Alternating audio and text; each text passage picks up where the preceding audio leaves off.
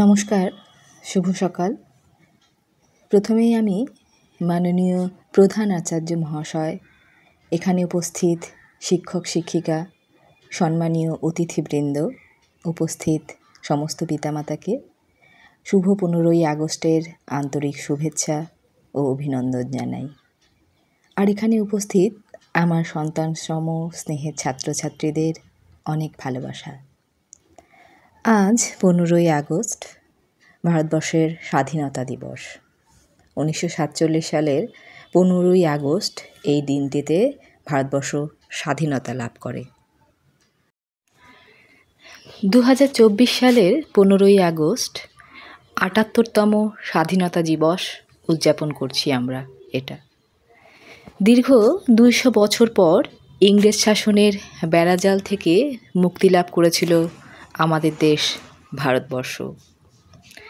এই স্বাধীনতার কথা মনে পড়লেই আমাদের প্রথমে যে সমস্ত নামগুলো মনে পড়ে, নেতাজি সুভাষচন্দ্র বসু, মাস্টারদা সূর্য সেন, ভগৎ সিং, এই সমস্ত আরও অনেক বীর যোদ্ধা, এছাড়া বালগঙ্গাধর তিলক, ক্ষুদিরাম বসু, তাদের আত্মত্যাগই হলো আমাদের স্বাধীনতা। এই শুভ দিনে তাদের জানাই শতকোটি প্রণাম। আরও অনেক নাম না জানা ব্যক্তিত্ব আছে যাদের একান্ত বলিদানে আমরা আমাদের স্বাধীনতা পেয়েছি আমাদের দেশের। আমরা ভীষণ গর্বিত যে আমরা এই স্বাধীন দেশের নাগরিক হিসাবে জন্মগ্রহণ করতে পেরেছি।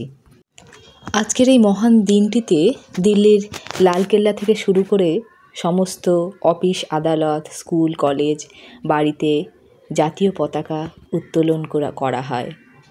নানা ভাষা, নানা ধর্ম, নানা বর্ণের এই দেশ আমাদের ভারতবর্ষ। আমরা সৌভাগ্যবান যে এই স্বাধীন দেশের নাগরিক আমরা।